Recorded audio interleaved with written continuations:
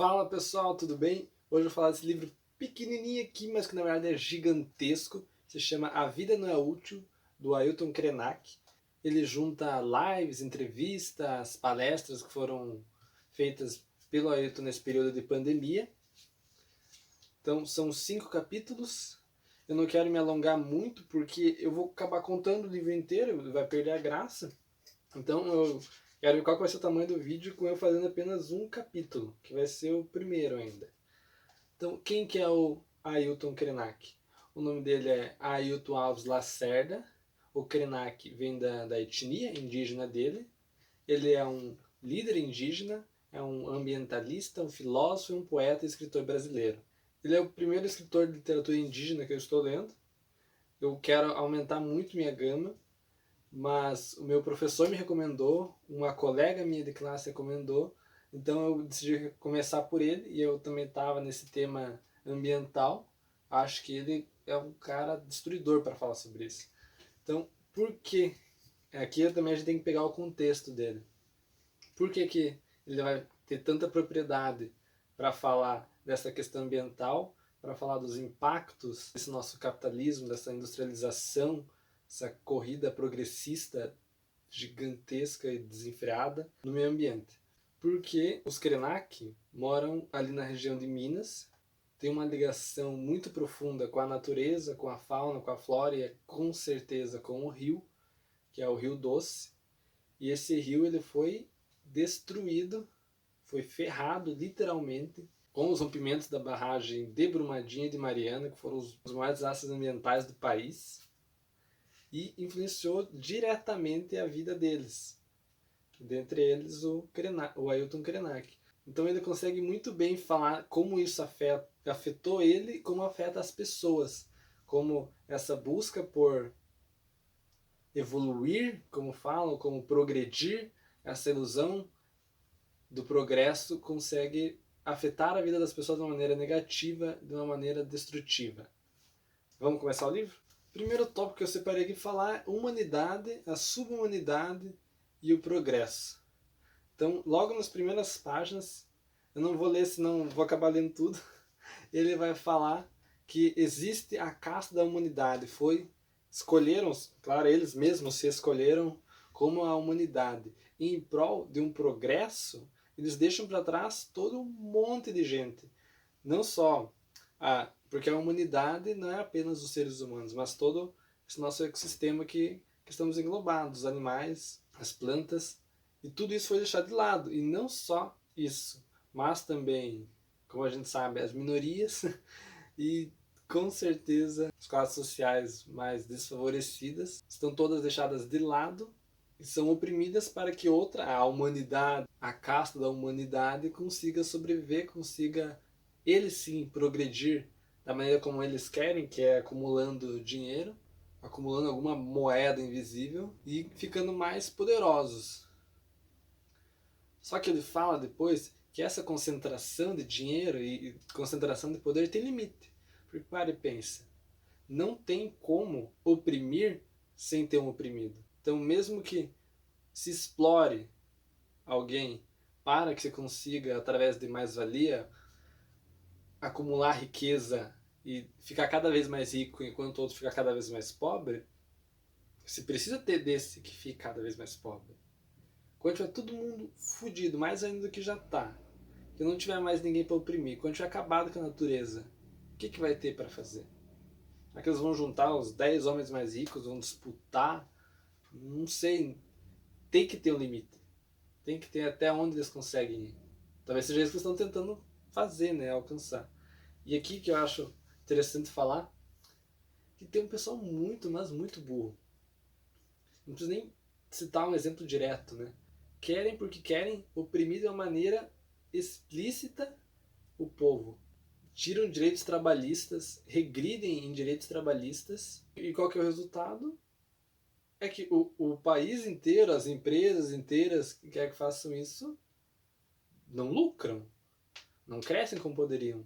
Os capitalistas, que são inteligentes, pelo menos dentro desse sistema deles, sabem que quanto mais você tratar bem o funcionário, quanto mais você ajudar o povo, você mesmo vai conseguir enriquecer em cima deles, mesmo eles estão subindo um pouquinho para ter uma vida mais ou menos digna. O que realmente detém os meios de produção está lá em cima. Então você não precisa oprimir de uma maneira tão explícita, tão na cara assim, tão cruel. Você faz de uma maneira implícita. Ué, é o que mais acontece. Todo capitalista inteligente está percebendo isso. Um dos tópicos que ele vai abordar no começo também, que ele fala. Esse eu acho que eu vou ter que ler para ficar legal. A ideia de economia, por exemplo, essa coisa invisível, a não ser por aquele emblema de cifrão, pode ser uma ficção afirmar que se a economia não estiver funcionando plenamente, nós morremos. Nós poderíamos colocar todos os dirigentes do Banco Central em um cofre gigante e deixá-los vivendo lá, com a economia deles. Ninguém come dinheiro. Então, isso aqui é um exemplo ótimo para a gente utilizar exatamente agora nesse período de pandemia. Ah, não pode parar a economia, não pode parar de trabalhar porque vai foder a economia e daí depois eles que vão pagar, os pobres que vão pagar. Muita gente cai nessa, mas pare e pense. Eu sei, muita gente vai falar que eu sou muito burro por estar dizendo isso, mas tanto dinheiro quanto noção de economia, quanto mercado, foi o ser humano que inventou. Então, tratar isso como se fosse um organismo vivo, como se não desse para nós controlarmos ele, é muito idiota, porra. Foi a gente que criou. Como é que agora ele vive sozinho? Não, mas eu sei que vão me descer a linha, mas aqui é verdade. Se foi a gente que criou, como é que a gente não pode mexer? Sozinho o dinheiro foi inventado e toda a maneira de funcionamento dele se elaborou sozinho. É como se fosse um vírus essa porra. Enfim, vamos para a próxima. O Krenak ele fala que não existem mais revoluções. Mas por quê? Porque se rebelavam contra o Estado. Mas agora quem manda não é mais o Estado. Então você pode fazer o que quiser com o Estado. Ah, é se rebelar. Beleza, mas quem manda não é o Estado, são as empresas. As empresas, isso até, eu tive um CCR de políticas educacionais, que o professor estava falando sobre isso. As empresas cresceram a tal ponto e foram implantando suas multinacionais, as filiais, né, das suas multinacionais, e foram conquistando outras nações, outros lugares para trabalhar, para conseguir mais dinheiro, que eles foram, de certo modo, ficando maiores que alguns países. E hoje em dia quem detém o poder são eles. Eles trabalham em todo o mundo, não é um país só. Então as multinacionais, as grandes empresas é que detêm o poder hoje em dia. O dinheiro e o poder. Quem manda são elas. Então os revolucionários hoje em dia têm que socar o vento, porque não tem mais como brigar. Não tem como tu pegar em armas para ir contra o Estado. Ou tu vai ir contra a empresa, vai destruir a filial. Foi tudo muito bem programado para que se controlasse as pessoas. Isso que é engraçado, triste. O Ailton fala da ilusão da projeção do ser humano. O ser humano ele quer sair de si. Mas que o ser humano ele não vive mais dentro de si. Ele quer viver fora de si. Ele quer se afastar de si mesmo. Então, ele se projeta além do seu tempo. Ele dá um exemplo da fotografia. Daí a gente vê as pessoas estão tão imersas em reels, agora os shorts, os últimos lançamentos aí. A pessoa fica o dia inteiro rolando aquilo, querendo ter um pico de dopamina ali, vê uma coisa, dá risada, já passa para a próxima. Então é tudo muito rápido e é tudo fora de si. Não é algo que vai te fazer bem, é algo reflexivo, introspectivo contigo mesmo, pleonasmo. É simplesmente algo superficial. A gente também pode ver isso com o consumismo. Agora a gente fica comprando pela internet em vários sites que aparecem, porque qualquer rede social que a gente utiliza, vão utilizar nossos dados e vão utilizar os algoritmos para vir as propagandas certas para a gente, para fazer a gente comprar mais, gastar mais, consumir o que eles querem que a gente consuma.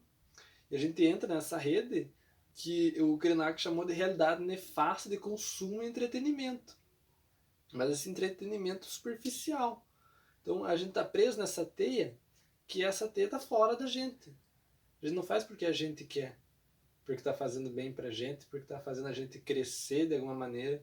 E isso não digo no sentido progressista de de ir para frente, mas de se conhecer melhor e de se aprimorar como pessoa, de se sentir melhor como pessoa. Então ele fala, temos que parar de nos desenvolver e começar a nos envolver. Isso que retoma a questão do progressismo. Sempre tem a intenção clara de reto, de ir para frente. Ele fala que a Vale e a Samarco, né, que foi as que destruíram o rio, ainda estão a 1000. Os trens, dá para escutar o dia todo os trens, ó, correndo. O trem vai no mesmo velocidade sempre, né? Mas não para. Por quê? Porque o mundo não pode mais parar. O mundo entrou num círculo que se parar ele vai colapsar. Mas por quê? Porque nós mesmos criamos isso, esse modelo de vida. Esse modelo de vida que tem que ir sempre para frente. Mas não vai. Vai para frente o quê? Em tecnologia, em técnicas novas, melhores, para quê? Para produzir. Beleza, eu já entrei numa conversa com um amigo meu. E ajuda, melhora o quê? Melhora na questão da saúde, com certeza. A medicina evoluiu muito. O trabalho, com certeza, melhorou. A expectativa de vida aumentou não só por causa da medicina, mas também porque se precisa fazer menos esforço, não precisa se matar trabalhando, literalmente. Claro, quem tem um pouco, pelo menos, para conseguir investir nisso. Então, nisso se melhorou. Mas a gente teve um pico tão grande de evolução tecnológica e foi esquecido qualquer coisa, tanto de social, de pensar a sociedade como um todo dentro dessas evoluções, dentro dessas inovações, desse novo modelo de vida que está chegando, que já se instaurou. Então, por exemplo, agora muitas empresas, acho que se não me engano até da Apple, que estão dando avisos para que se utilize menos celular, porque eles mesmos perceberam quão ruim que está dando isso que eles estão, esse caminho que eles estavam trilhando. Então eles estão tentando voltar agora, mas por quê? Porque não se teve um planejamento, não se teve diálogo sobre isso. E esse foi o problema. E, claro, tirando isso do geral da sociedade, só aumentou ainda mais esse abismo que é a diferença, a disparidade socioeconômica. O pessoal era pobre antes? Era pobre. Agora, tem o pessoal que está conseguindo sair da pobreza? Tem. Mas a diferença do rico, o rico ficou muito mais rico. Mesmo que ainda haja muita, muita pobreza. Talvez antes poderia ter mais. Mas olha nesse ano aí, esses anos de pandemia, o que a gente viu. Pessoas que poderiam talvez estar subindo um pouco na vida, como se fala, descendo tudo novamente. Pessoas tentando conseguir osso para comer, porque não tinha. Então a miséria ainda continua gigantesca. Não se poderia, já que estamos evoluindo tanto, ter pensado em maneiras de ajudar essas pessoas? Mas não, porque se precisa dessas pessoas sendo oprimidas para que outras consigam conseguir acumular cada vez mais riqueza. Então, enquanto tem gente assim, não tendo literalmente nada para comer, tendo que implorar por osso, o cara construiu mais um heliporto no latifúndio dele. No que mais que não se pensou? No meio ambiente. É que fala, o longo processo de desenvolvimento dessas tecnologias que nos enchem de orgulho também encheu os rios de veneno. E a gente tem vários desastres ambientais aí relacionados justamente a essa evolução tecnológica, industrial. Então, se evoluiu muito para conseguir aumentar a produção e, claro, gerar mais riqueza, mas não se pensou nos impactos que isso poderia ter no meio ambiente, não tentou se prevenir contra esses impactos, não tentou proteger as pessoas. Se sabia, ou mesmo que não se sabia, foi negligência por não ter tentado prevenir. A gente sabe em ADM que o básico é a gente tentar prevenir tudo que seja, porque a gente tem que estar pronto para esses imprevistos. Então, em questões tão importantes, de tão grande porte também, não se tinha nem pensado sobre isso, será? De qualquer maneira, se não foi pensado, ou se foi, mas foi negligência, há culpa. E esse que é o problema. O problema não são as evoluções tecnológicas em si, mas sim como isso foi interagido com as pessoas, foi crescendo a parte das pessoas, a parte do meio ambiente, com o único objetivo, que é a produção, que é acúmulo de riqueza. Então eu não faço ideia de quantos minutos desse vídeo, mas isso foi um capítulozinho. Eu acho que até deixei um tópico de fora do que eu tinha separado, e tem um pouquinho mais também. Então, vocês não vão se arrepender. O livro tu consegue ler em um dia, mas para tu absorver isso aqui, é uma vida. Eu já li pela segunda vez. Eu li uma vez inteira e agora li esse primeiro capítulo novamente. Vou ler ele inteiro de novo. E não tem, é uma nova maneira de se pensar, de se ver a vida, de imaginar a nossa vida daqui a 50 anos, por exemplo. De imaginar que se a gente continuar nesse caminho que a gente está seguindo, talvez não exista vida para nossos netos em sequência.